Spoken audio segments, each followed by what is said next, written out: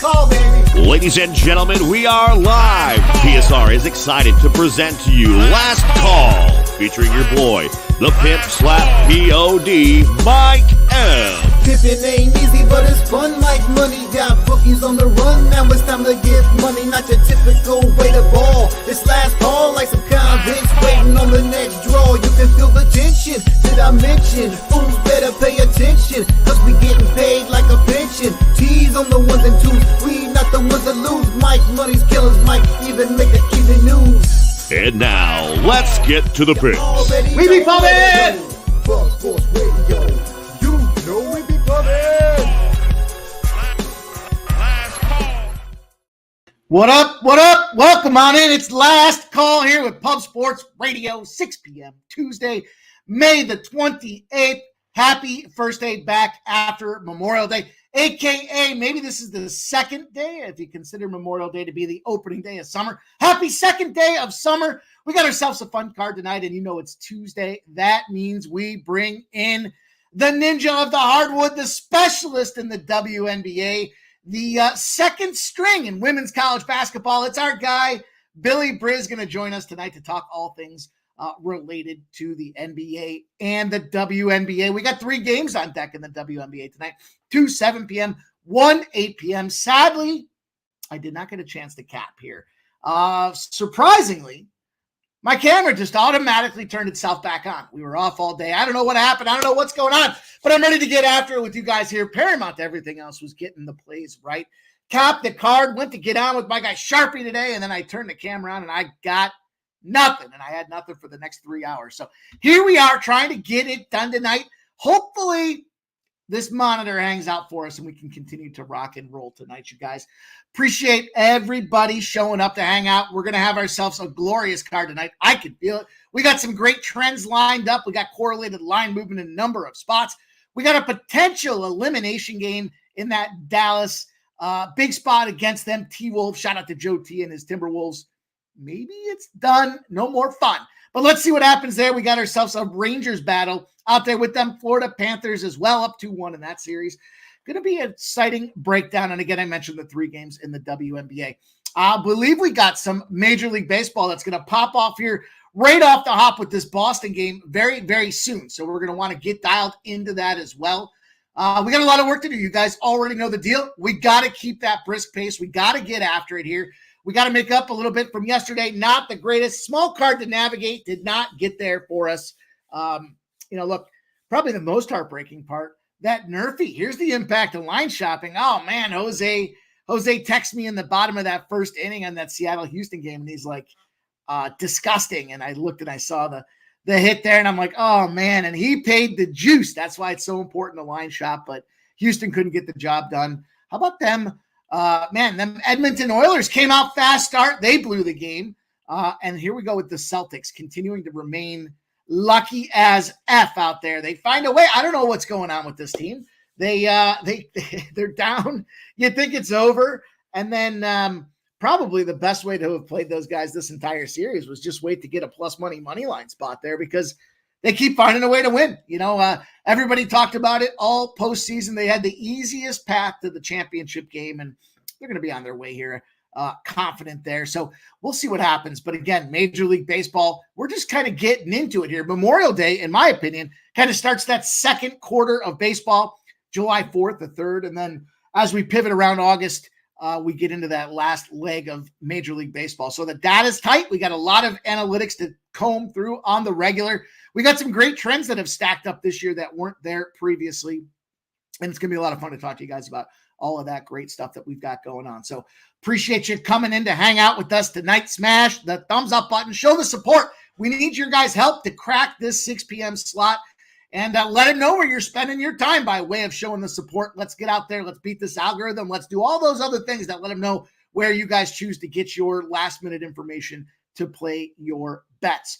Appreciate you guys. Grab a pen and paper because we've got a great panel lined up here. Lots of fun with the chat. This chat is the sharpest in the business. And tell me I'm wrong, because I'll tell you, you're a liar. These guys just get sharper by the day, bringing in great analytics, great metrics. Everyone's got their own kind of discipline when it comes to the sport, and they come here to share it live with you guys all free of charge. So we appreciate everybody rocking and rolling. Get that pen and paper rolling. Last but not least, put your plays in the chat. Let's talk about what you guys are on here. We're all working to cook these books. It's all important that we get together and see what your hard work has come to here as we get ready for the first puck drop there, the first basketball tip-off, and all them first pitches as well. I mentioned we got a 6:25 start with this Boston Red Sox game. So let's get through it. Let's see what's going on in the chat. You know who the first chat commenter is. It's my guy, Joe T. He says, hey, Mike M., what's up? Let's get that cash. NHL best bet. First period, Major League Baseball, NHL first period. I'm sure it's the first period over, right? I'm sure, Joe T. Why wouldn't it be here? I like the over in that that New York Rangers, Florida Panthers spot as well. His Major League Baseball best bet, the Yankees and Angels over 8.5. And his NBA best bet there, the T-Wolves team total over 105.5 for our guy, Joe T. Appreciate you, Joe T. Josh Lower in the house. Josh Lower 34 says Jaden McDaniels over 2.5 threes, plus 450 cashed game 3. Hit it again tonight. I'm getting the pen out. Those are the numbers that I like to take a spot with, my guy. You don't need to hit them that often to continue to remain profitable, and that is the name of the game. Appreciate your sharing. Since the player prop started at plus 450, it's now down to plus 425. I think he does it again tonight. Gerald Jones in the house is winning day yesterday. Let's get it today. Best bet the Blue Jays on the run line against them White Sox. I do believe that's a good spot out there. Who knew? As much as I throw that shade on Kevin Gausman, they're 4-1 in his last 5 starts. Pretty impressive, them Toronto Blue Jays getting it done. And for what it's worth, Gerald Jones, I believe all of those wins have come by more than one run. Looks like you got your money in the right spot. Deer Slayer Ski says, what's good, guys? What's good? Mikey, let's take advantage of those books today. Yeah, we got to get in the groove, man. It's been a rough couple of weeks, kind of back and forth, just batting it around. So it's time that we get back in the driver's seat and start stacking. David Wall says, let's get this money. And there's my guy, Winner Circle, says, hey, yo. Anthony Edwards over 39.5 points, rebounds, and assists, and Kyrie over point spot there. You guys have seen the numbers. What is it? 14-0 is Kyrie in elimination games. And don't be dissuaded by the fact that Scotty Foster is going to be out there handling business, because Scotty is not the extender as long as it's a situation where there's a team up in the series. He wants to shut it down and move on. We already talked about that previously. I could share those numbers again with you guys. My guy T on the 1s and 2s. Shout out to T and everything he does for this show and everything at Pub Sports Radio. He says, smash the like button for the pimp. My guy Subhuman Gaucho. Big win last night, Sub. Big job from them Dallas Stars. He says the hockey play of the day today is first to 5 shots on goal is the Panthers, minus 150. Great job yesterday. Great look today. Let's see how that comes to fruition for you. Red Bearded Chick says, what's up, fellas? Get the money. Marco Carrasco in the house says, Big Mike, what up, pimp? Can we get a homer or parlay Tuesday call? Sure. I looked at the board. I scrubbed the board for our guy Sharpie today to get into that business. So, yeah, we'll talk about that. Subhuman Gaucho says, Billy, giving him the smack. Let's go. Dan Kelly says, I'm on Minnesota +2 equals last night. Indiana didn't want to go back to Boston tonight. Minnie has to go back home. Justin McCovey says, what's good? What's up, Justin? Good to see you. Ken Wood in the house. Kenny Wood, good to see you, my guy. Juggler 23. Here's the fun facts that we look for from our guy, Juggler 23. There's never been 2 sweeps in the conference finals in the history of the NBA. That's impressive. That is an impressive stat. We'll just put that on the big screen there to marinate a little bit while people jump in here to see what's going on with the show. Subhuman Gotcha says hashtag Texas hockey. Oh man, that was crazy. Right to back and forth battle. Lots of goals being scored. Top Set says no run first inning in that Boston O's game. Same game parlay. The Mavs money line. The T-Wolves team total over and Luka under 30 points. Plus 1,500 going for the big score is our guy Top Set. You know, I really like that Luka under 30 points. We'll talk about that when we get to the NBA, but I think he's got to dish it off to Kyrie tonight. I think it's dish it over to Kyrie and get that game closed out. Jason Mayer in the house says, wow, Juggler 23, appreciate your show. Mr. Pimp's like, I appreciate you, Jason. Thanks for coming in. Juggler 23 giving us the wise guy NBA play. Sparks plus 5.5. They got that 6-4-1 record on the year. You know, our guy Juggler 23 told us 60% last season in the WNBA are them wise guys and on their way this year. Fernando Mendoza's in the house. Says, good afternoon, Mike and chat. What up, Fernando Mendoza? Subhuman says, I lean under in the hockey game. Big bounce back for goalie SpongeBob, and I think we see a disciplined game from both sides. That's an interesting take from our guy Sub. Red Bearded Chick says, Angels money line, Mets money line, and over in game 2 of that Dodgers-Mets spot there. I try to stay away from them. Doubleheaders just changes everything up. These guys, the pitching rotations, everything that kind of goes along with it. Let's go. Fernando says, cashed under 8.5 on this Dodgers game, starting the day off right. Brewers run line, Rockies first 5. Looking at this under in the Jays game as well for our guy Fernando Mendoza. I'm with you on 2 of those 3 plays there. We'll talk about that in baseball. Winner Circle giving T the shout out. And there's my guy Jay Peasy says, I corrected a few people today saying Scotty Foster and means the series continues. Foster, no Foster. I think Mavs finished biz. Yeah, man, it's bullshit. Scotty Foster is not the extender in a spot like this. It shows more often than not this game gets shut down. I told you guys before, anybody that tells you Scotty Foster's the extender, you just pimp slap him right across the face and then send him my way, and I'll handle it for you guys. Don't have to get into the light work. I'll take care of it for everybody out there. Doesn't mean it's going to be the case tonight, but it is truly not. Matter of fact, since we're here, since I mentioned it, and I didn't pull it up because I was scrambling with this technology issue here, let me tell you about what's going on here with said Scotty Foster here. Where are we? Scotty Foster. When Scotty Foster works games 4 through 6 of the NBA playoffs and a team is looking to close out the series, does he extend it? No, he doesn't extend it. He's 41-19 for that team to close. 41-19. How is that the extender? He's 2-1 in favor of shutting that shit down and moving on to the next series. The spread, he's 33-26. He's still in favor of things getting shut down out there. You tell me, and listen, that's a person you unfollow. That's an unfollow out there. They're just kind of leaning on bullshit rhetoric that doesn't make any sense. 41-19, Scotty Foster in teams that are looking to close out a series between games. It's the exact opposite. How the fuck did he earn the nickname? Pardon my French here. How did he earn the nickname, the extender, when he's sporting a 41-19 record overall in games 4 through 6 when teams are trying to close it down?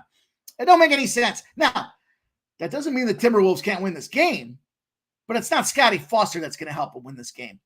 Data doesn't lie. Only dumb sons of bitches do. VP's 100 in the house. What up, Pompolo says, like it. Mitch Marber says, do the Dodgers come back and win this game?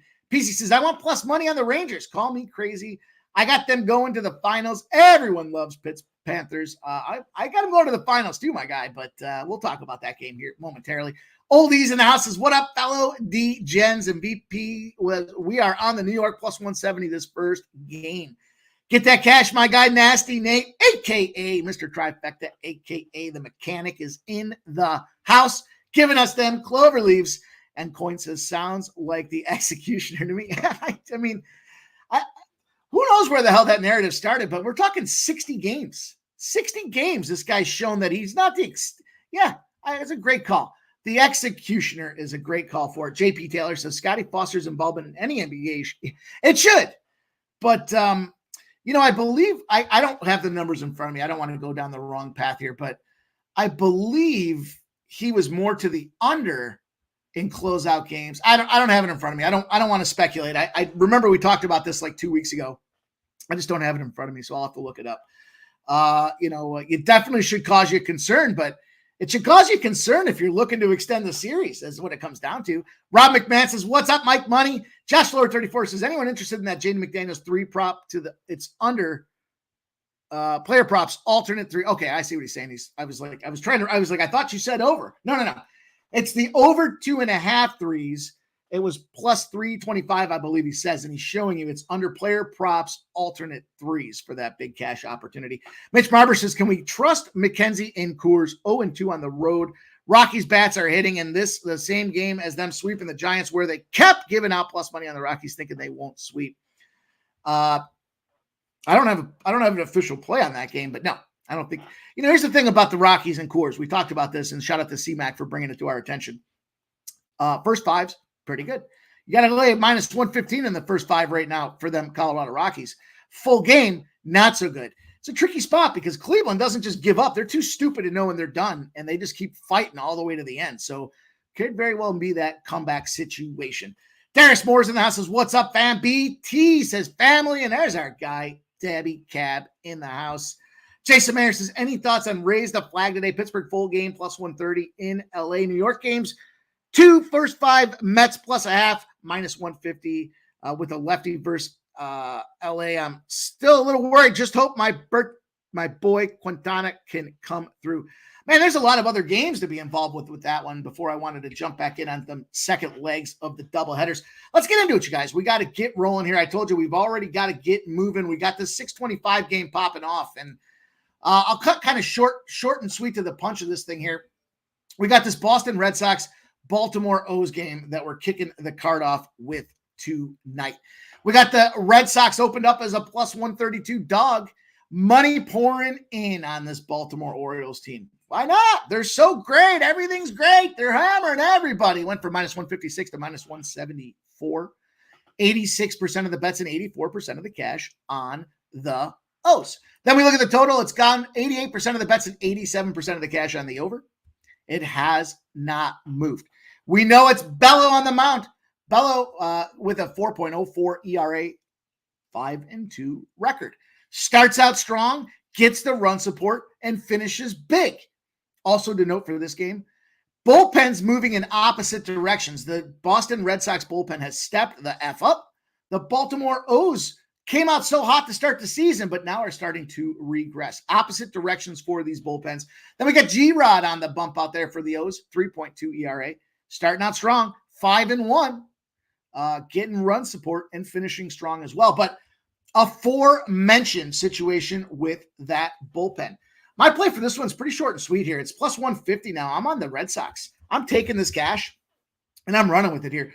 First and foremost, the Boston Red Sox are smashing and mashing righties right now. They are number 2 in the month of May in isolated power against righties. Bayo, 5.74 ERA in May, but Boston, as I mentioned with Gausman, Boston's won 4 of Bayo's last 5 starts. They got a great bullpen. I talked about these guys kind of going in opposite directions. And then last but not least, we got the dog on a losing streak angle. Their starter had a quality start the previous game, and they either won outright or they got the shit kicked out of them by multiple runs. Not a one run. Either got blasted because the bullpen crushed or crumbled rather, or they won the game outright. Dog losing streak are 25-3 in those spots. Also 27-1 on the run line if that starter was in the quality start position. So I kind of teed that thing up to talk about how well the Boston bats are hitting right now, how suspect these bullpen factors are when they got to hang on late. That's been the savior for G-Rod early, as those bullpens were firing. As of late, we see that, Bayo's got the run support to go along with it here at 150. Go ahead. Keep smashing away on this money line here and give me that 150. In fact, if they go down, I'm going to look to jump back in it. We also have the road team, by the way, with that 1.5 factor in play, getting that last 9 at-bats. The last 3 at-bats in the 9th inning. They go down somewhere around the 7th or 8th inning. I think there's still a great live line opportunity. 25-3, the average margin of win in those dogs bounce back on the losing streak is almost 2.5 runs per game. So go ahead, get in there. Let's get that plus money to start this card out. And let's roll on to game number 2. At 6:40 p.m., we got the St. Louis Cardinals and the Cincinnati Reds popping off here.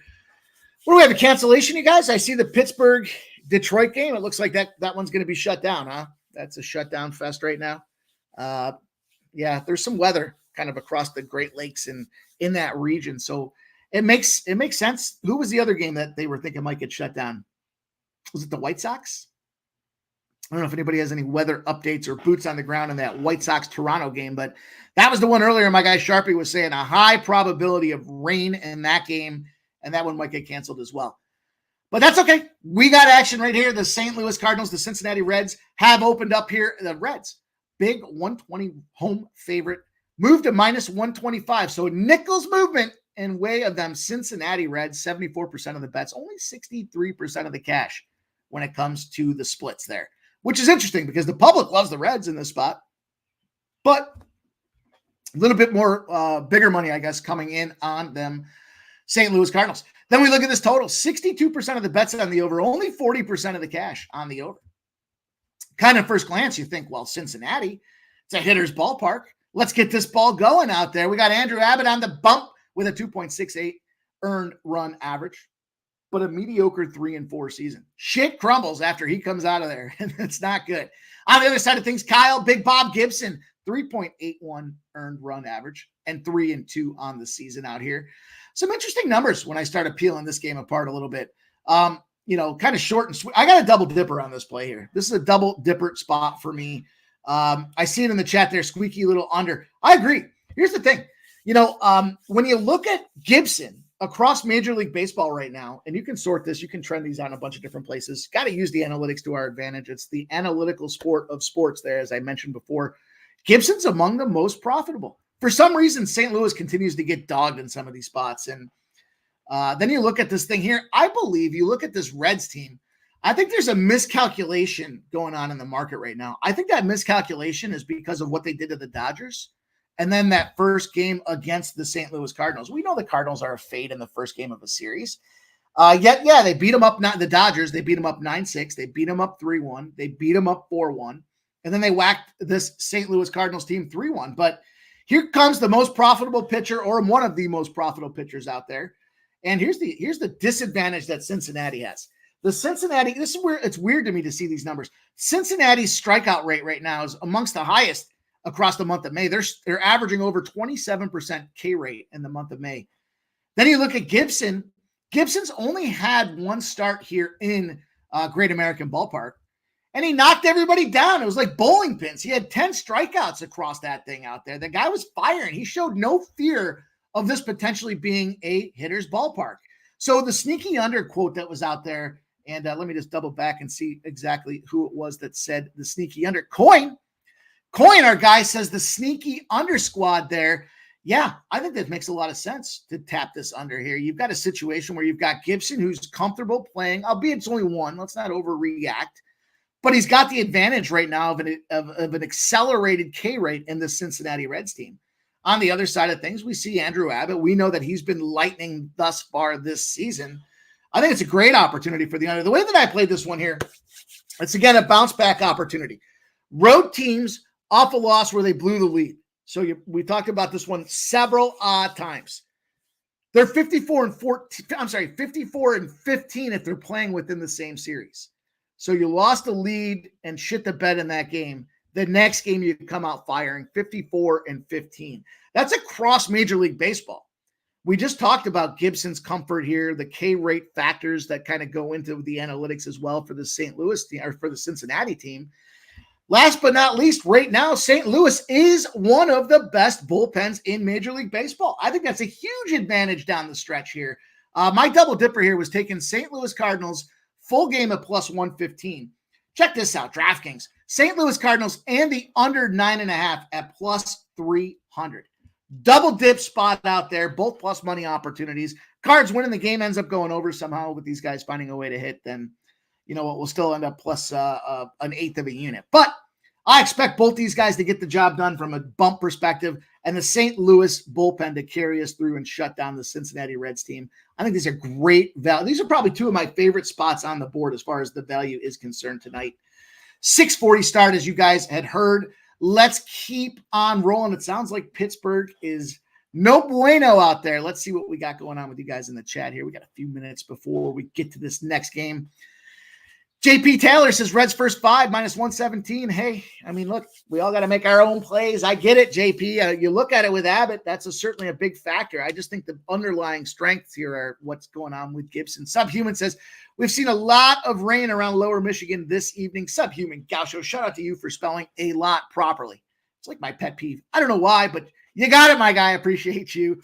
For everybody that doesn't know, it is 2 words. It's not 1, it's 2. It's 2. Tarek B says Reds money line. Tori Coker says, damn, I got Toronto run line out there. Kelly V says good because Jones always pitching around weather, rain. Well, it's because he's in Pittsburgh. It's always raining. Ask our guy there.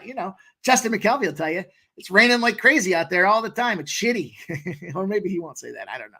Coin says Cincy, a squeaky under. We talked about that. J Stone 9 says Chuck, Bennett, Rodriguez. That's a whole lot of shots missing from Berhage moving to the top line. Best bet, Bennett, over 2.5 shots on goal at plus 140 for our guy, Jay Stone. Bennett, plus 1,300 First period anytime goal. I like the way you guys kind of dissected that and came up with those by period anytime goals. I think that was a very, very sharp way to look at trying to go out there and get some cash. I think that's a great look. Then, but every period individually, anytime goal. Here comes the rain here. Here comes the rain here. Here comes the rain. Tori Coker says 118 in the chat.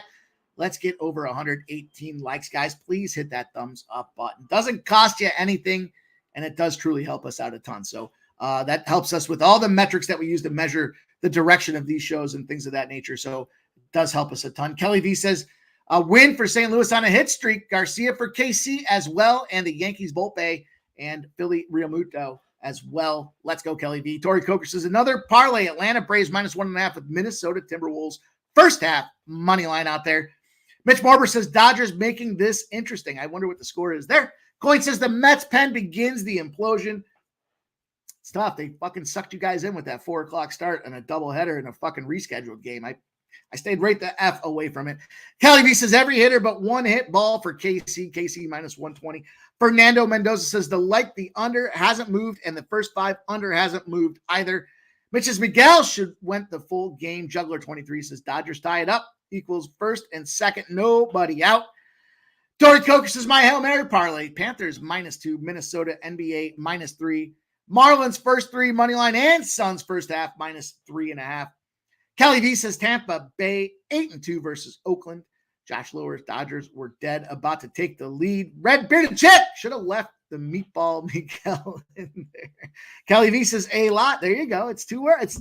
Look, I don't know why. It just is. It just is. And that goes all the way back to T. Can you send my guy?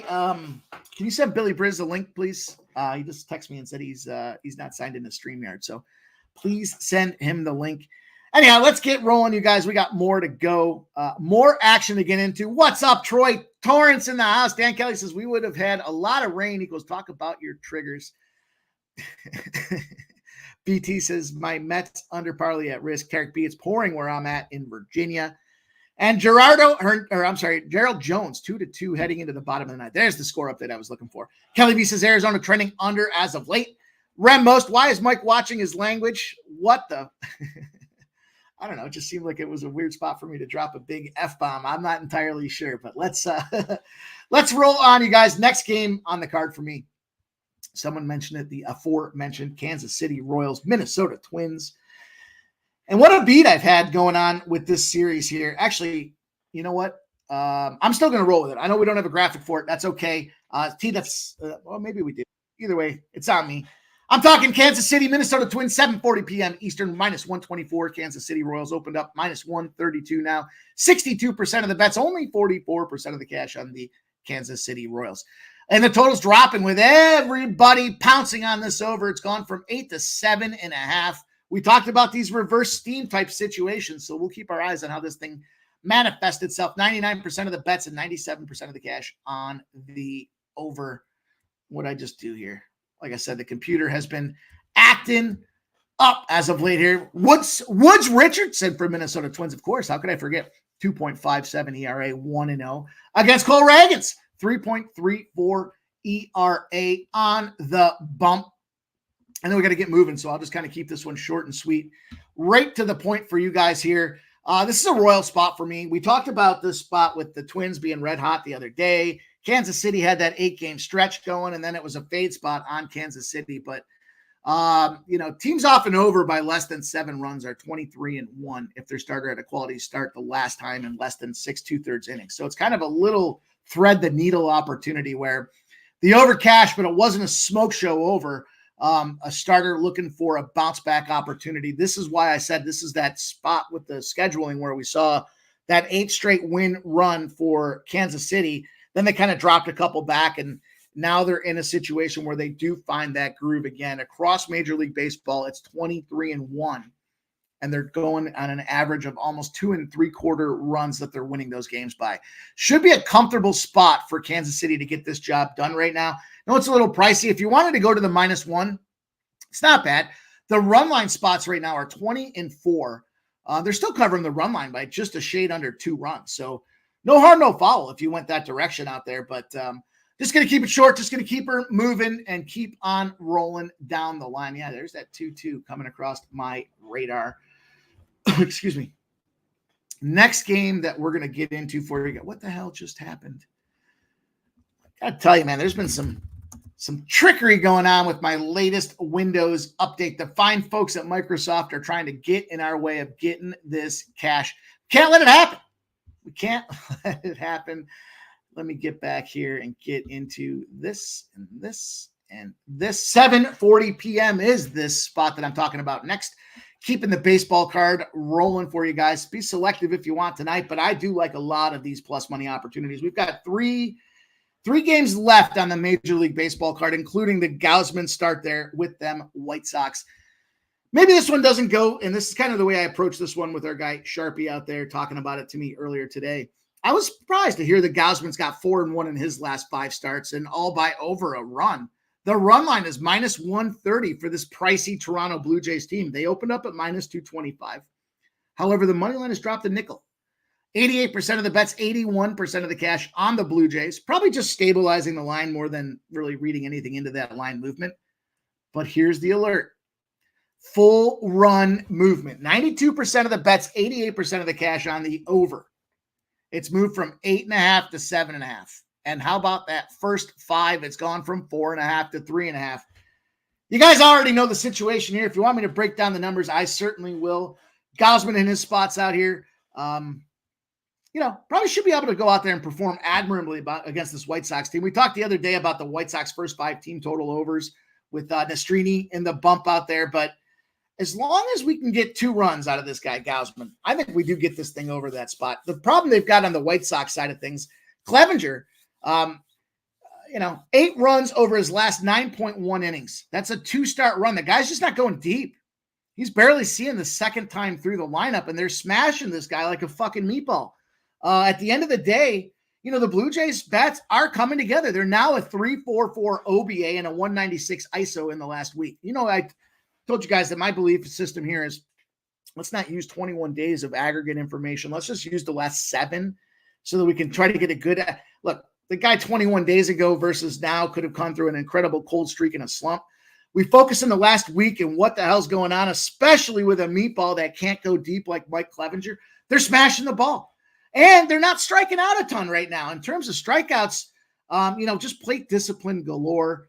If we see, Clevenger under, as I say this a lot, the Clevenger under K-prop probably made a lot of sense. Another one that might make, I know I'm saying Clevenger. I don't know why I'm talking Clevenger here, but, as far as, Woodford now, I guess, is the opener. And then are they going to go to Clevenger because this guy can't fucking finish a game off? I don't know. At the end of the day, I'm just looking at this thing going, we're going to take advantage here. The 7.5s. Troy Torrance, we talked about this, you and I probably publicly here amongst the chat, but these games that go from 8.5s to 7.5s, I've been finding have been all over the opposite direction of the line movement. I'm curious to hear what you think about those numbers.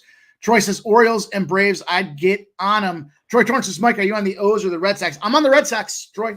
Red Sox for me. Justin says, I just sent Brizzy the link. Appreciate you, Justin. Let's go. Joe T says, I posted in the chat earlier. It's raining right now here. JP says, Mike's on the Red Sox. I'm close to moving on them. Still looking into it. JP Taylor says the Twins plus 115 full game going against the Pimp twice so far. Don't love it. Ooh. David Wallace says up too early. I used my up too early on the Red Sox, but they are putting significant limits on. They have got to be taking a beating across the fucking face mask on those things here. Let's move on, guys. 8 p.m. We got to get our guy Billy Briz in here to talk some WNBA. We got the NHL and the NBA as well. Let's go here. 2 games left for you guys in Major League Baseball tonight. And you'll kind of see the pattern. It's no mystery here. We get profitability by smashing these plus money spots. Where calculated, they make sense. And we got ourselves a big one here with these Arizona Diamondbacks and the Texas Rangers. The World Series rematch going on right now. What a time for Arizona and Thought to come out there and play against Dunning and this Texas Rangers team. Kind of slumping, I think. We look at this line and it opened up with 45% of the bets and 65% of the cash on the Texas Rangers. And it got steamed a whole 25 cents. The Arizona Diamondbacks opened up as a favorite. The public smashed this thing to the Texas Rangers. Then we look at the total, and it's not moving despite Huge cash coming in on the over, both 93% of the bets and 92% of the cash on the over. Sitting at 8.5. In fact, there are some 8s out there right now. So got to figure out the way to attack this one here. Fat's got a 4.05 ERA, 2-3 on the season. We talked about this the previous 2 series.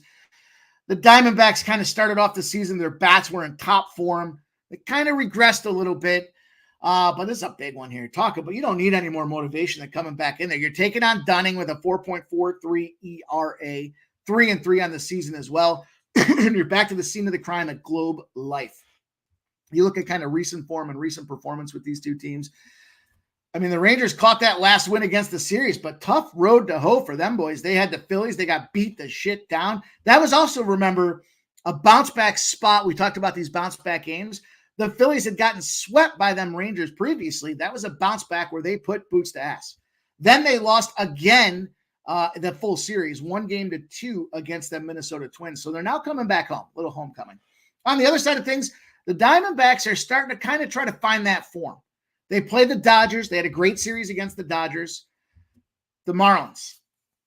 I don't know if they were just in a look-ahead series here with this Texas Ranger spot, but if you kind of look at what's going on right now, again, we kind of isolate this thing down to what's happening as of late, and Fott is what's happening as of late.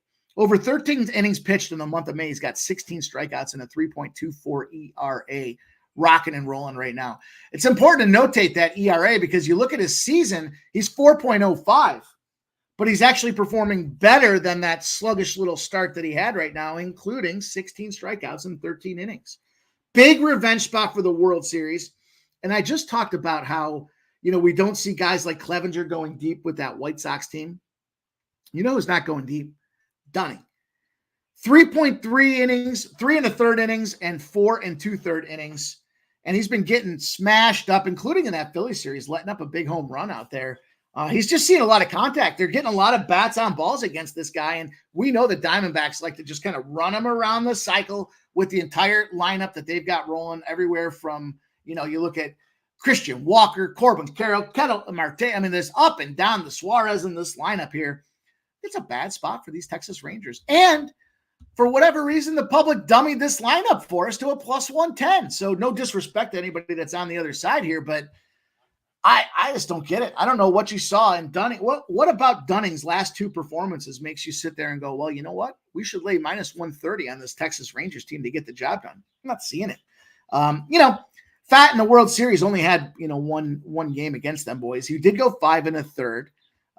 But again, I think his recent performance in the revenge motive here at +110, great value to me with this Arizona Diamondbacks team. And that's how we're going to attack it. So let's go. Let's get it. Kelly V does like the under. I could see that. I could see, this total now started at 8.5. 8's in a couple of books out there and still a few 8.5s that are hanging around, but 8s are predominantly starting to make their way across the radar. So for what it's worth, I could see that Arizona spot being a nice little under out there. And Kelly V says, but Arizona first game of a series is poor. I think the revenge motive and the fact that they're starting their strongest pitcher right now in the archive in terms of recent performance is going to trump all of that too. I do agree. First game of a series crossed my mind, but JPZ just got in on the Red Sox +156. Red Sox don't lose every game to the Orioles. They typically trade W's and L's. And Bale, the best shot to get the W. Agreed. JPZ says it's Eovaldi now, is it, for this White Sox team? It's Eovaldi. It's not going to change my I'm looking more at the offense, not the for the Texas game you're saying. I'm still showing Dunning. If that's the case. I mean, I prefer it to be Dunning, but I do see Eovaldi now, huh? 8 p.m. I'm still rolling in it. I think it's a good opportunity here. I think the pitching strength there is precipitative of what's going to happen for this game and Fat and the revenge opportunity again. Yeah, I see. Maybe that's what's indicative of the line movement then, right? Maybe that's why it moved from Dunning. Tricky spot. I'm still staying with Arizona. I see it now. Definitely got me one. Boston's already up 1. The Red Sox are already up 1. let's go get this cash, you guys. Let's go. Last game on the card for me in baseball. Then we're going to bring on our guy, Billy Briz. Got to get some time to talk women's NBA, the men's NBA, and of course the NHL as well. We'll see if Billy's got a pick for us in the NHL. Kind of maybe we'll put him on the spot a little there. Last game for me, 9:30 p.m. Eastern. The New York Yankees and the Los Angeles Angels. Big spot going on here with this cash coming in. 88% of the bets and 97% of the cash on the New York Yankees. That sucks about that Arizona spot with Dunning getting traded for Eovaldi. I'm still going to stick with it. You know what? I said this last week. There was a spot that I traded up, and I said I'm still going to stick with it because it's too much work for me to cancel it. Fuck it. I capped it. I'm rolling it. Let's go. To me, again, it was more of a play on Arizona and Fat than it was a play against Dunning. I did like the fact that Dunning wasn't going deep, but I'm going to go with it anyways. That's it. Plus 110. Give me the revenge spot on that situation. Anyhow, 88% of the bets, 97% of the cash on the Yankees. It's dropped a couple of cents, but it's kind of marginal. It's more line stabilizing again. Minus 188 to minus 184 for the New York Yankees. The Angels went from plus 158 to plus 162. That's where I was kind of saying line stabilizing. They kind of took a couple over here. They added a couple over there. I don't know. Then we look at the total sitting at 8.5. 94% of the bets, 94% of the cash. Everything I've read today is Cortez is going to struggle. His K-prop unders look good. His total outs going around the horn look good. Griffin Canning on the other side, 5.05 ERA for this guy here. And, the bottom line, he's allowing too many home runs. Guy's just getting beat up. Talk about the meatball hanging across the plate and everybody seeing contact. And now you got this Yankees lineup with a 3.48 OBA against righties is the best in Major League Baseball. They also have a 199 ISO out there. I think we see Canning get smashed up here like a potato. We talked about this before. The play I love going into is the first 5 team total overs. I got the Yankees first 5 team total over 2.5 at minus 110.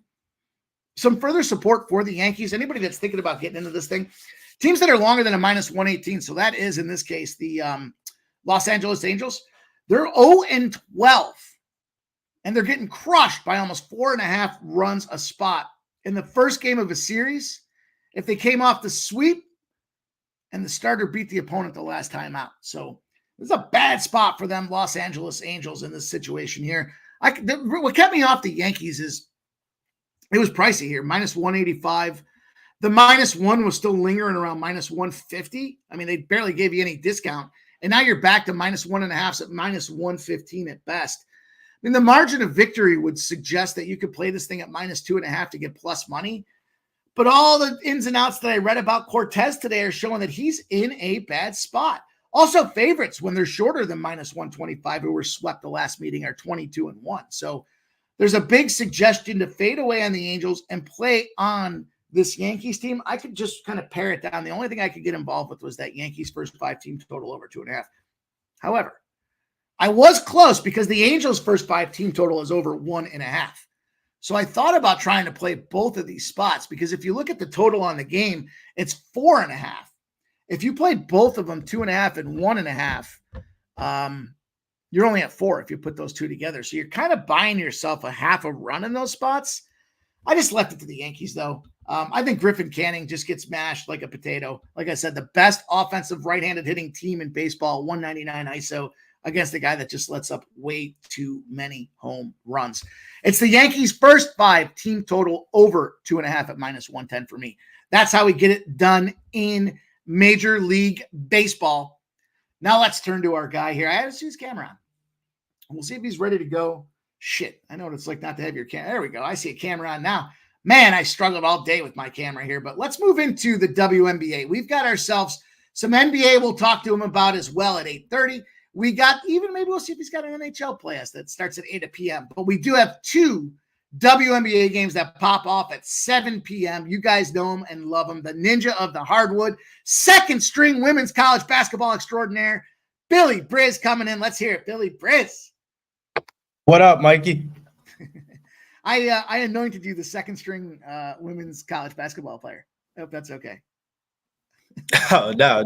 I didn't even, to be honest with you, I didn't even notice I was hitting this quick little nicotine before we get into the Slate. Only because I love that story so much. But Billy, I got to lean on you here because with the technology challenges I was having today, I did not get a chance to dive into the WNBA that if at all today. So I did see, and they were earlier starts on top of everything else.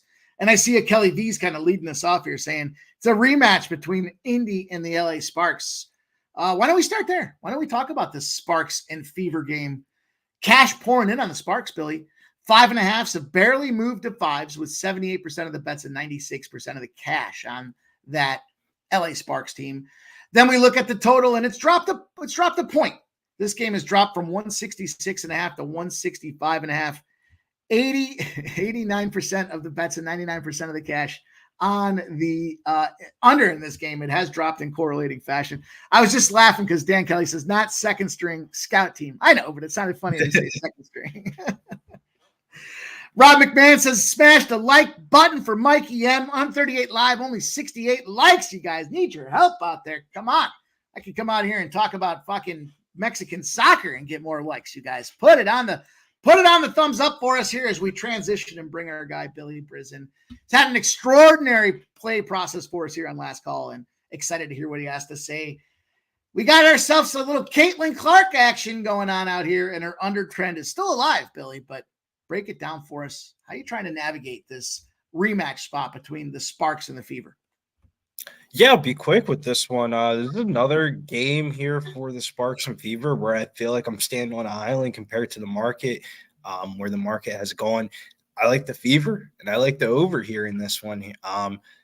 I think the Clarendon injury is too big for the Sparks to overcome. They don't have guard depth. Kia Nurse's minutes got cut down due to her playing so bad the last time that they played the Fever. Ari McDonald isn't in the starting lineup because she's too short to play point guard, but she'll probably get some minutes in off the bench. So if you're playing daily fantasy, that is probably one of the more popular daily fantasy plays this tonight slate. But this is just one where the eye test is going to tell me one thing a little bit different than what the market's telling me, and I'm going with my eye test over what the market's saying here. I think the market's wrong on this one. I got the over 165.5 at minus 105. The first total finished around 151, and granted, you wouldn't think there'd be a lot of adjustments from now to then for these two teams, but there's been a lot of adjustments. I'm going to jack up this girl's name, but Finguale has been in the lineup for the Indiana Fever, the French chick. She's been hooping. She really got her secure amount of minutes when they played the Sparks and Friday in Crypto.com Arena. Lexi Brown running the point guard position like it's Duke University all over again. I think that's going to push the tempo of the pace of the play up a little bit. Clarendon's more of a veteran point guard that's going to try to grab the ball and, walk it up the court, set everybody up. Lexi Brown's going to grab that bitch, start pushing the ball and try to shoot and transition and get her teammates open. I like the over in this one, and I would lean towards the Fever minus 4.5. Just didn't get to the window with it. Don't really want to be laying a minus 215 when we got it at minus 135 on Friday. We got some great comments. Raider at Neil in the house. There's a name I haven't seen thus far, Billy Briz. He says that's a tough percentage against Indiana, 96%. The other two total teams are better. Interesting look there. Yeah, I mean, that's a big number out there to be showing in sport. And I wonder how much of that is just the fact that they won by 5 that last game. That's a tricky little situation to be involved with out there, but I like you. I felt like first of all, the Dogs have been smashing in the WNBA as of late. What are they, 18-6 or something like that? It's absurd to see what's happening out there, and they're winning outright, which is even more impressive. So tricky spot to be invested in the Fever, but I like that total. I could see myself getting behind that. How about this next one? The Mercury and the Sun opened at 6.5. It's moved to 8. The totals moved 4 full points to the over, 164.5, now 168.5. We don't have visibility into cash, but we see 58% of the bets on the Mercury and 61% of the cash on the over. It's in the home of Billy Briz at Mohegan Sun Arena. It's maybe his second home, but the Sun are mashing everybody up this season, starting off the season 5-0. The Phoenix Mercury going on out here, trying to go out there and see if they can't make a name for themselves at 3-2 this season. Kind of a sluggish start for the Mercury, maybe, but I know who Billy Briz's favorite team is. I'm excited to hear about this breakdown, Billy. Lay it on us. This is going to be a little show pick here. This price tag's coming down a little bit, and deservedly so. They opened up at 330, coming down to plus 290, and you wouldn't really think about playing triple doubles on WNBA players, but Alyssa Thomas would be the one candidate to go get a triple double plus 290 here. She got thrown out of her last game, and there were some rumors around the mill. I don't know if you've seen the video, Mikey, but everybody's talking about Caitlin Clark getting her ass beat and all pushed on and stuff like that. Yeah. Ask Angel Reese what happened to her the last time that the Sun played against the Sky. Literally, Alyssa Thomas put the girl in a headlock and fucking threw her down to the ground. A lot of people were thinking on X that she was going to get suspended for this game. There was a lot of rumors that she could face a possible suspension. I think that the WNBA went with the fine because you don't want one of your star stud players out on a national TV game here. CBS Sports Network will be the host of this game here. Diana Taurasi going back to Connecticut where she played her college ball. I think we're going to get a good game here. Obviously, why the total went up is because Rebecca Allen is out for this game. She ended up getting a concussion in that last game, and that just leaves a very thin front court. We've been on a front court monitor watch here for the Mercury as we're high on this team, but it's the guard depth the reason why we're high on this team. Clea Copper and Natasha Cloud. Natasha Cloud's flirting with the double-double every game. Her double-double prop tonight's plus 450. I wouldn't even mind a sprinkle at her triple-double prop, 11-1 odds. This is the first half of the back-to-back for the Mercury. And I just couldn't get to the window with the Mercury here. Too much front court depth issues. They got smacked up by Dallas in the last game, and Dallas has the tallest front court in the WNBA. And second to that is going to be the Connecticut Sun. The Mercury are going to have to figure out what they're going to do in the front court because Sophie Cunningham and Natasha Mack aren't going to cut it here for this one. When you're going up against Alyssa Thomas and Brianna Jones, I think this is the reason why there's been a lot of steam coming in on the total. I think up and over the total is the best bet here for this one, but I actually am leaning with the Connecticut Sun team total over. Isolate the Connecticut Sun to score some points here because it feels like the Connecticut Sun are winning these games, but not by margin. I'm surprised you're going to go do your girls like that. The Mercury? I mean, Alyssa Thomas coming off that getting thrown out in that last game. She was literally walking into a triple-double in that last game. You just got to go back to the well and play it here. She's going to come out inspired and motivated, and this is a prime matchup. Sophie Cunningham or Natasha Mack guarding Alyssa Thomas would be like the equivalence of like Mason Plumlee guarding fucking Wemby. Like, you just play it. Interesting. I mean, the Mercury caught some steam there. They were huge dogs. They were, what were they, 10-point dogs against the Aces or 12-point dogs, and they beat them outright by 10. Then they go out there and they take down the worst team, I think, in WNBA in Washington, but struggled a little bit against Dallas, maybe because that was they struggled in that Mystic game. They won, but they did not cover. Yeah. And then they played Dallas over the weekend, a team that has a very tall front court, kind of similar to the Connecticut Sun. They're favored by 2 points in that game. It got blown out by fucking 30, 40 points. Are the Sun only 1-4 against the spread this season as well? This is some of the end. I'm sorry, I should have done some of this. Yeah, they're 1-4 against the spread, but I will give the Mercury credit. Their games have been entertaining. They're 4-1 toward the over this season. Huh. Yeah, because I know the Sun played on Indiana to open that game up there, and they cracked them like a fucking peanut, 92-70. We talked about that game, about how Nalissa Smith just got a divorce with Dejanay Carrington, the starting point guard of the Connecticut Sun. So Caitlin Clark was walking into shit she didn't even know. Like, they're over here fighting, saying fuck you to each other and screaming at each other and stuff like that. And Caitlin Clark's getting run into the picks. She walked into a battle that she had no idea about. Damn. Billy Briz giving us the deep dive here with these games. We got an 8 p.m. start as well between the Storm and the Sky. The Chicago Sky opened up as road dogs. Despite cash coming in, the line has moved against the Storm. They went from minus 148 down to minus 125. 82% of the bets and 84% of the cash on the Storm. And then we see a total that's climbing, another 4-point move. It's 50-50 in terms of the cash that's coming in on this game, Billy. The Storm and the Sky. We got a lot of WNBA love in the chat. Shout out to my guy Jesse Shuley up there. Good to see him. He says Mariner money. Raider at Neil says, I'm impressed with Chicago scoring 24, then 26 against a hot Jewel Lloyd. And Kelly V says, Juggler can look two ways. If they don't go up 15, they get murdered and pissed off. We, LA had you beat and let you into the game. So confused. Subhuman Gotcha says, I unironically love listening to Billy talk WNBA.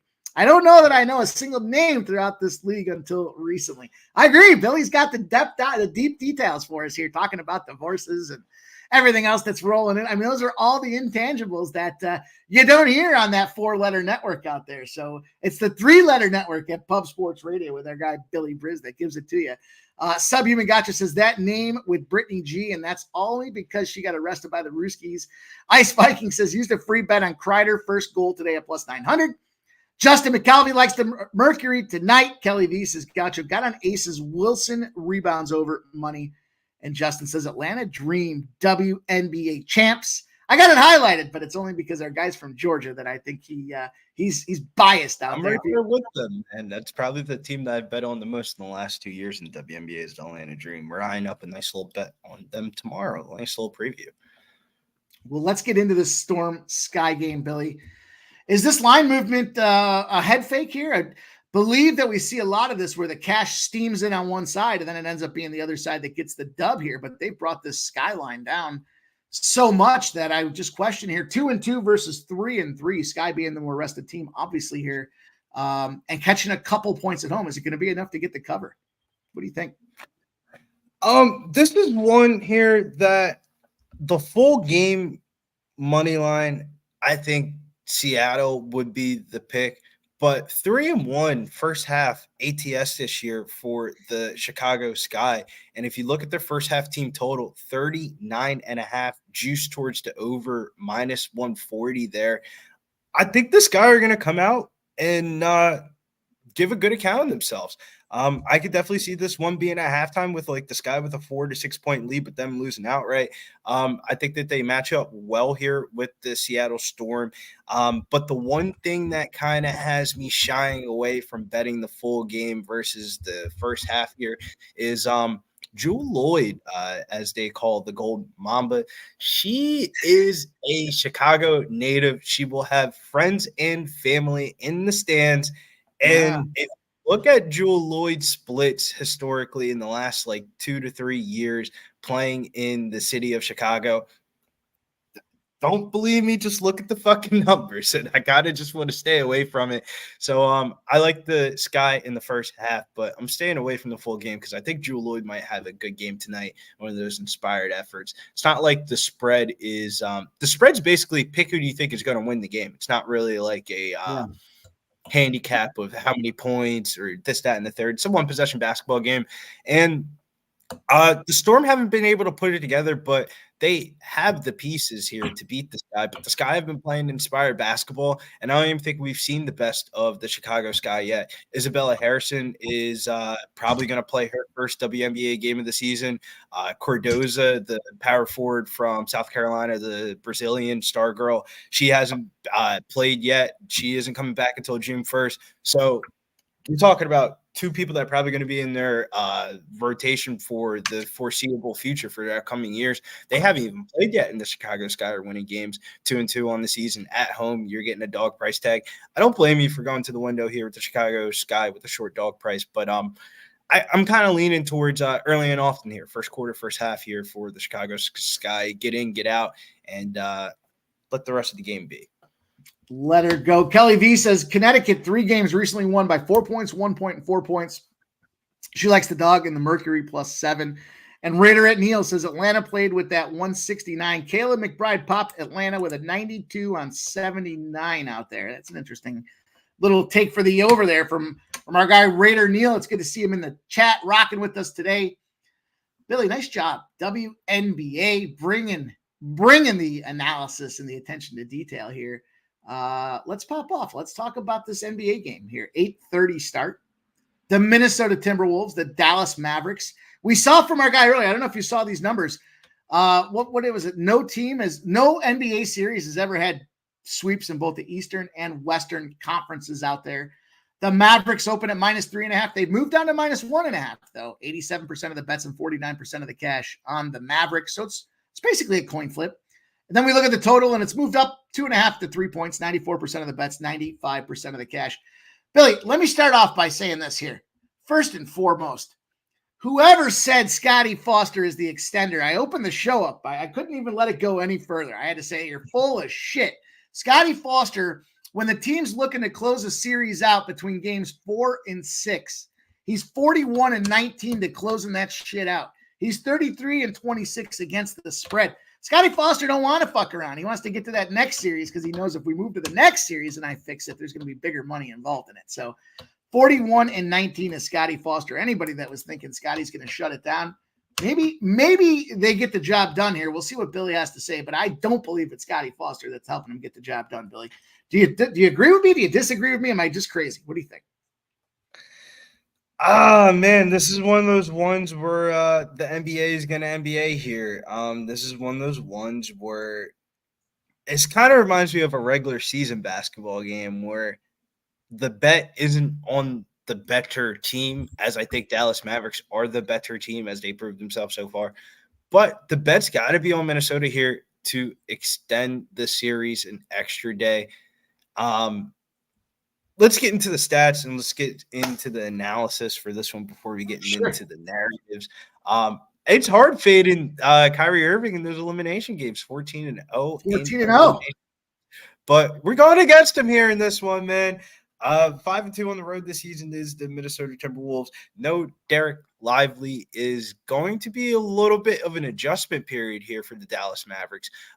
He hasn't missed a shot in the whole entire series. Shot 13 of 13 so far, and he's been kind of neutralizing the Twin Towers down low, keeping Rudy Gobert at the basket, kind of leaving a little what I call it the launch pad area from the free throw line to the restricted area arch is kind of like that launch pad floater area.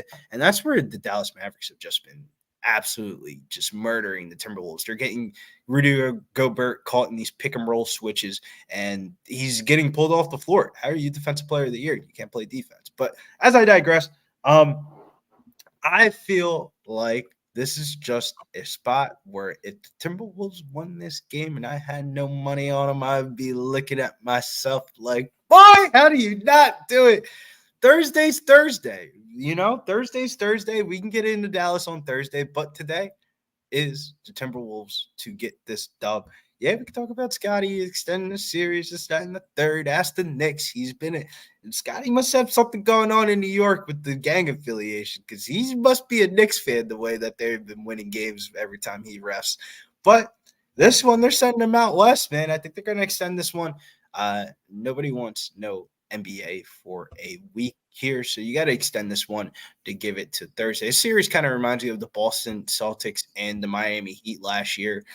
Coming into the series, everybody thought Boston was going to run through Miami, and then Miami was up real quick in that series, and then Boston ended up winning games 4, 5, 6, and then they went back to 7, back at Boston, and then they ended up losing the series to Miami.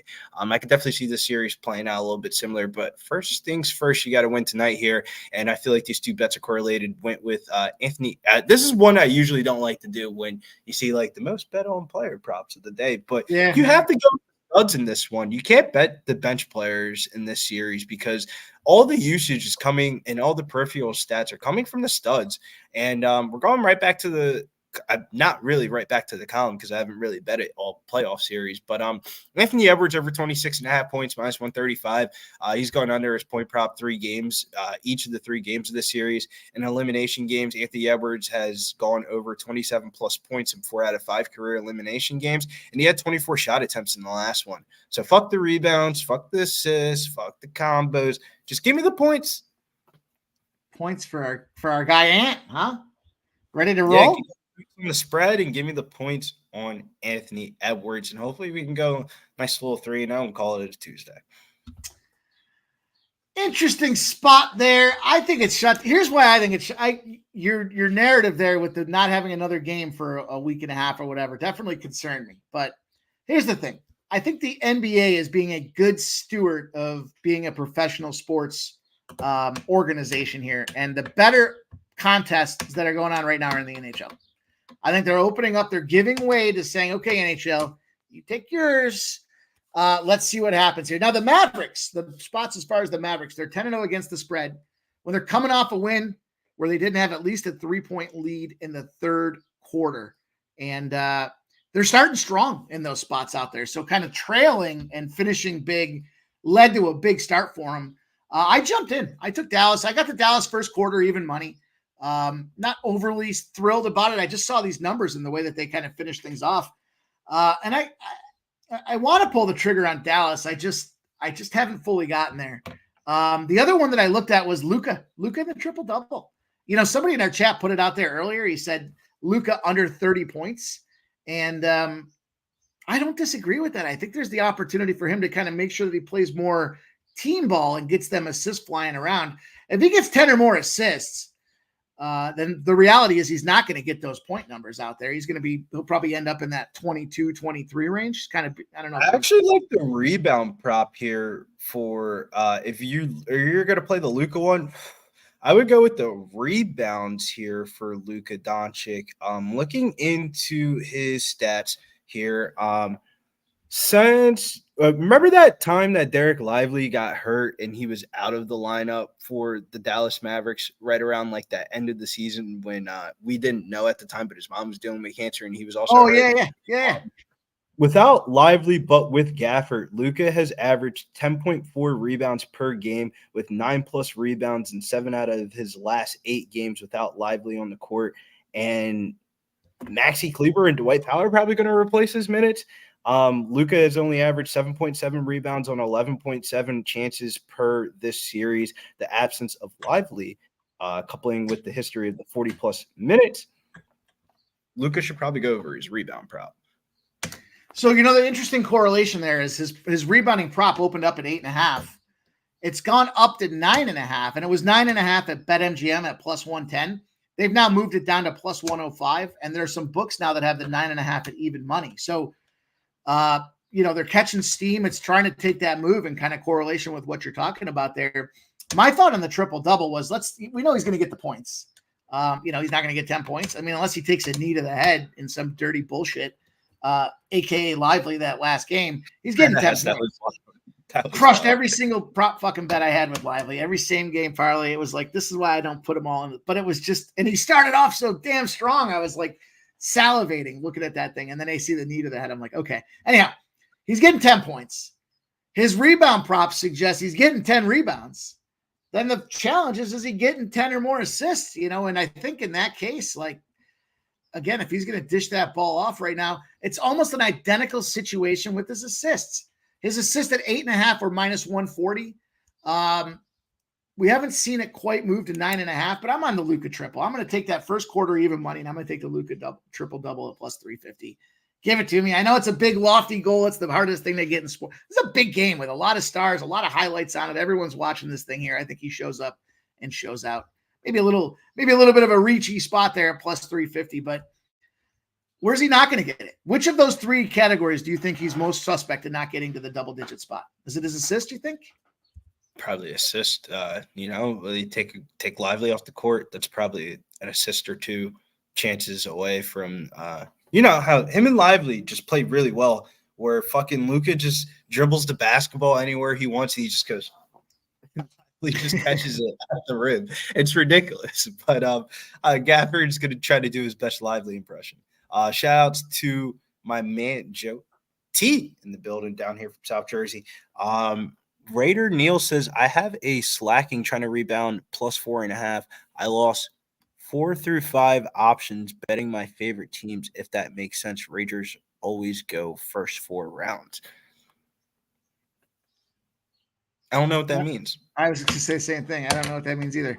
I have a slacking trying to rebound off +4.5, lost 4 to 5 options, betting my favorite baseball teams, if that makes any sense. Rangers. Raider Neil, we want to talk with you, my guy. Lay it. If you could just kind of maybe tee that one back up for us out there. Jay Peasy says Red Sox tied up 3-3. Hey, I told you guys where to use that up too early spot out there. I already got that cash, man. I'll granted they restricted me on it. I'm still the rest of the cash on them Red Sox. But JP Taylor says Luka Ford last 6 games are a triple double for me. I like it. It's plus 350 on FanDuel. I'm going to take it and run with it. Billy, how about we go to the old frozen court here, the frozen hardwood. They alternate. They got to put the plywood down when the hockey's in season so they can get that hardwood court down here. But if you pull it all back, those NBA players are still playing on ice. There's no reason not to have a look as we talk about this Rangers-Panthers game here. You're a gambler. We got this spot rolling here. We saw what happened early in this thing here. We got a Rangers 2-1 series lead, despite the fact that statistically the Panthers have pretty close to dominated every single game out there. They won the first game 3-0 in the series, and they've gone back-to-back losses. Now they lost that first game at home 5-4. Do they even the series up back on their home ice? Any thoughts? No, I don't want to put you on the fly. No, if you don't have anything, you don't have anything. I just figured I'd see what you had to say about an opportunity here in the ice. Yeah, I'm kind of leaning towards the Panthers, but pricing's everything in sports betting, and I would have to take them in regular minus 1.5, but I think it goes under. So it could be one of those like 3-2 final scores, and you'd be fucked on the minus 1.5. So I'm kind of just going to have to stay away from this one. There wasn't a big, sharp lean. I think we're going to get a better market price on Thursday once everybody thinks, if the Florida goes up 3-1, then, Florida's going to take them away. Or then if the Rangers end up tying the series, I think there's better betting opportunity on Thursday is what I'm saying. But as always, man, these hockey series, to be honest with you, what really shies me away from betting these pre-flop is we're getting ridiculous live lines on these fucking games. I don't know what the books are doing. They're trying to attract people to, I guess, to watch more hockey games because, damn, is it working. I mean, Dallas Stars were damn near like, plus 265 when they went down last night. They tied up the game, and you could still get pick-em odds. Dave had me going yesterday, Mike. He hit me with the quote of the year. You think they're gonna let these fucking Canadians win on Memorial Day? I said, Dave, damn it. Damn. Oh man. But, I never even thought about that angle. I should have you die, Mike. I was like, all right, you're selling me here. It was like the third period. He was like, you could bet it now, or you could just watch the celebrate tickets later. And I was like, all right. Subhuman Gaucho play of the day was on it. But shouts to Subhuman Gaucho. He actually told me to take Florida first five shots of the game. First to 5 shots on goal. Yep. Yeah, I thought that was a really sharp look. And he was on the Florida team total over the last time. And I think that would be a bet I would place if I was on the Florida Panthers. You're going to have to try to get around that minus 165, minus 175 price tag. Because in playoff hockey, you're going to be looking at yourself live line wise, probably sometime through that second period. Like, damn, it's pick 'em odds. I guess I got to double down. I got to tell you, so I am taking the Florida Panthers in regulation. It's minus 105. The New York Rangers, let me take a step back. The New York Rangers feel like these Boston Celtics. How the hell do they just keep winning? And statistically, if you look at these Panthers, like they just find a way at the very end. It's like, oh, fuck, here they go. They're coming back. They're going to win the game. Like you can see it coming in the fourth quarter. That's kind of how the New York Rangers are here. They just find a way to keep dominating. We know they started off, 7 or 8 straight games in the playoffs with victories. 7 straight games, I believe, in the playoffs with victories. The Panthers have the advantage of 4-3 at home ice, right? It's a close series if you look at just the macro level with the numbers in 4-3. But when you start kind of dissecting it, statistically in almost every single category, the Florida Panthers have had just better off, numbers across the board. I'm just getting distracted by my neighbor's fucking lawnmower. It sounds like it's right outside my front window. Then you look at game 3. Game 3, the Rangers come away with a win. But you look at the expected goals measurement there. It was 3.81 expected goals for the Florida Panthers, 1.69 for the New York Rangers. Again, another situation where statistically, the fuck did the Florida Panthers have to do to get a win? I just think some of that shit turns. And we see a guy like Bobrovsky, in that, he's been playing stellar on the stat sheet as well. And I think this is a spot. 86 shot attempts in game 3 overall. I mean, this is just a spot where I don't think the Rangers are going to come out there gunning like they were. You get motivated after kind of that, you win at home, you jump back, 1-1, you jump on the road. You want to take that first game. And I do expect there to be the SpongeBob bounce back. I don't expect him to get lit up like crazy on his home ice. And I just think statistically, the pendulum's got to swing the other goddamn way. I'm on the Florida Panthers in regulation. I got it at -105. I'm not mad at the -1.5 either, but something tells me that we see like a late goal to make it a 3-2 situation. 3-2. Everybody on those unders cash. And then if you're on, the only one that's going to take it in the chin is going to be the -1.5 better. So I think the regulation is the better way to go. I don't think we see overtime here with a do or die situation for the Florida Panthers. If anything, the Rangers -1.5 would be the alternate way to play it, because if they are up in that third period, Florida's got to pull that goalie and go for bear. And, then you've got that opportunity for the Rangers to win by 2. So I like the Panthers in regulation.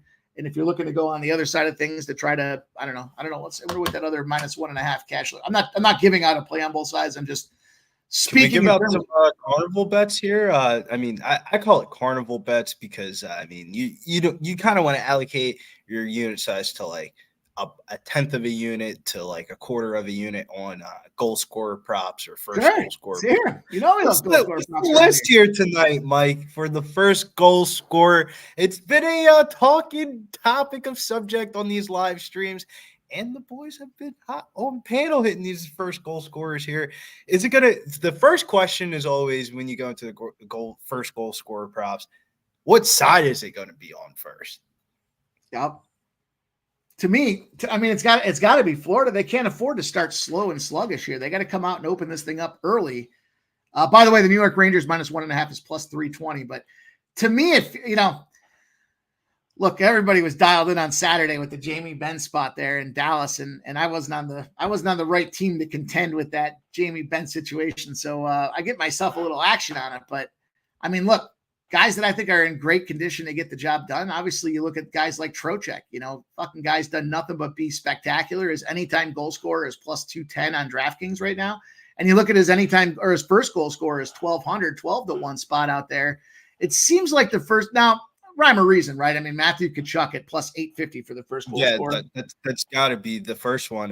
Remember, for not to cut you off, but for goal scorer and props, you got to go to FanDuel. FanDuel has the best odds. I'm seeing Matthew Tkachuk 10-1 odds on first goal scorer on FanDuel, which is $2 difference everywhere else. Sure. And to get the most out of your buck, if you can, with that's being said, you talk about him being. I love that. I like that phrasing of carnival props there. A lot of times, Jimmy and I talked about this before, like specifically with the NFL season, because I'll open up on some of these, bigger shots. And you want the home run with the 5-1s and the 10-1s, but like if it's 350, like a Luka triple double spot, I'll throw a unit on that or whatever. But you get to some of these first goal scorer props, and I'm not looking. I want the big home run, but I try to play them to win a unit, because you can play. It's such a smaller. It's peanuts, right? It's pennies that you're investing to keep your bankroll moving in the right. It's kind of more of that conservative approach to kind of keep your bankroll growing, have some fun taking a shot.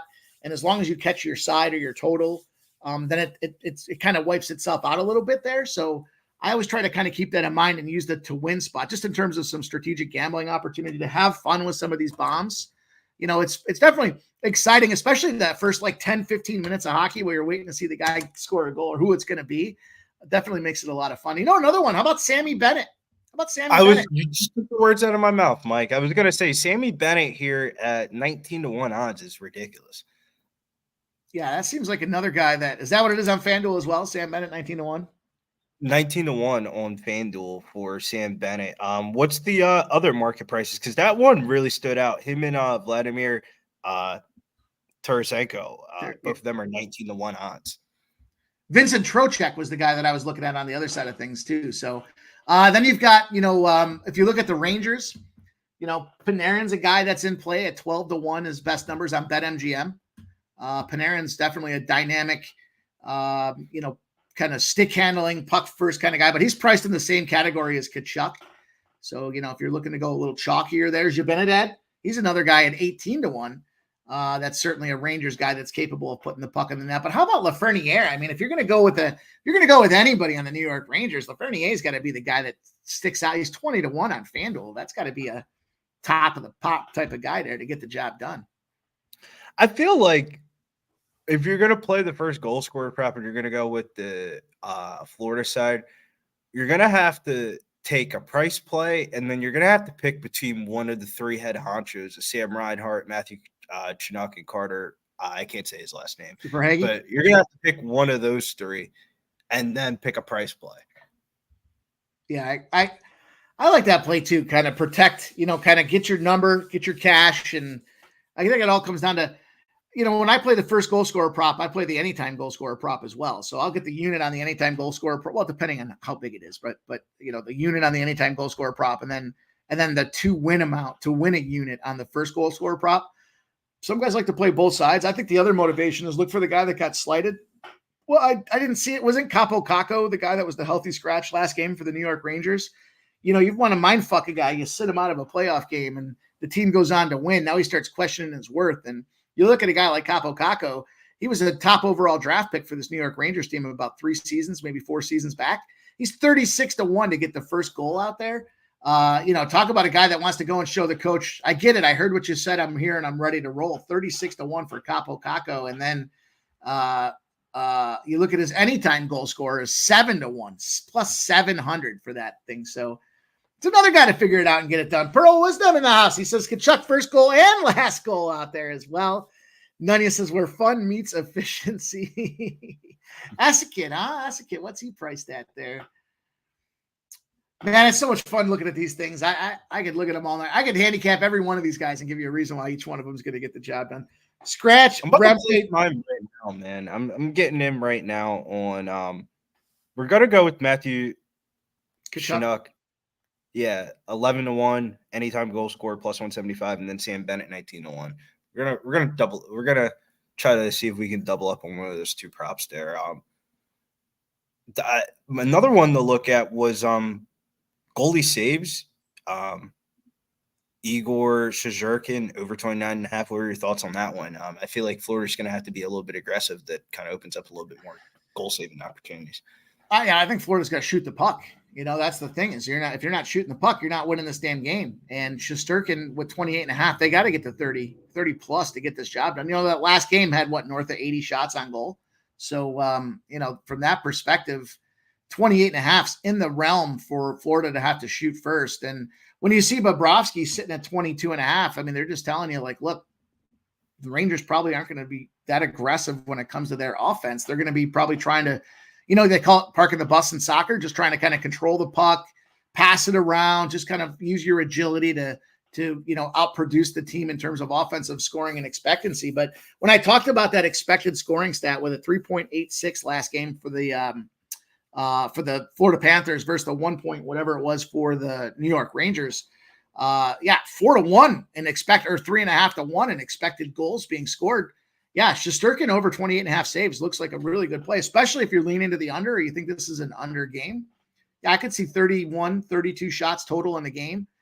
Maybe it's a 3-1 type of finish there for the Florida Panthers in regulation. And he gets his 29 saves. It's going to be tight. That's a big number, but it's going to be tight. And I think it's possible for the over 28. 28.5 on FanDuel. It's 29.5 now in a bunch of other books as well. So yeah, FanDuel's hanging that nice little number there. You said 28.5 on FanDuel? 28.5 is minus 125.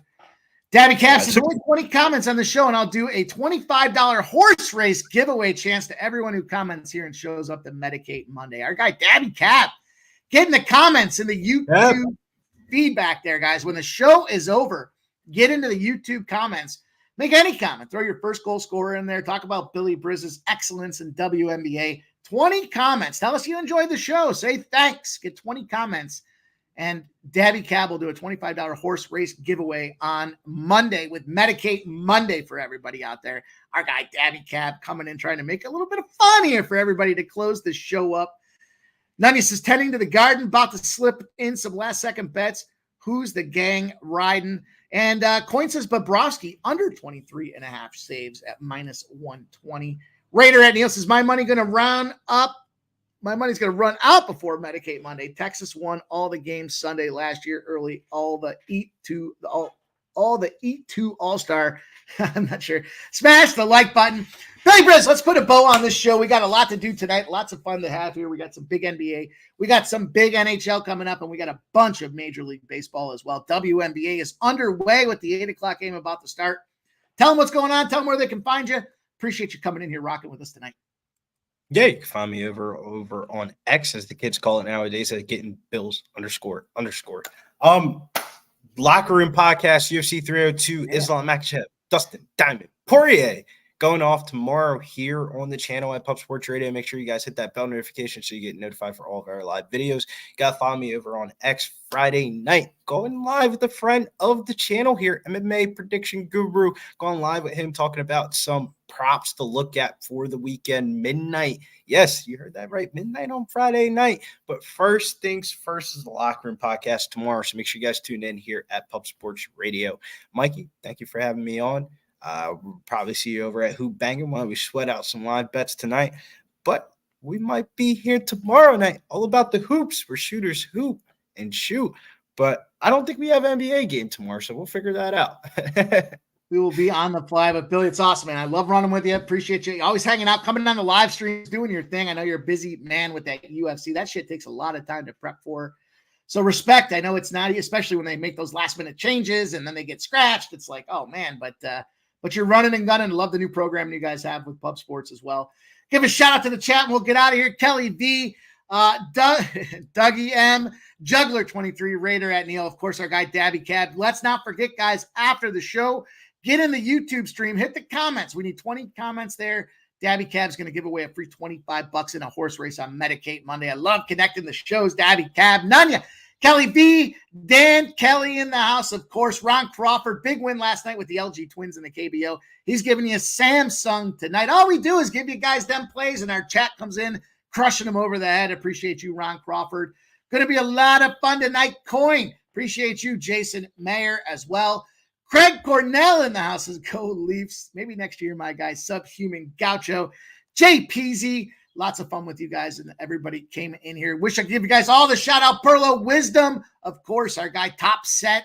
And we got a lot of work to do tonight to get that cash, you guys. Get those bets in. Good luck with those bets, and we'll see you guys back here tomorrow at 6 p.m. with Last Call. Monday to Friday, Pub Sports Radio. Stay pubbing, baby.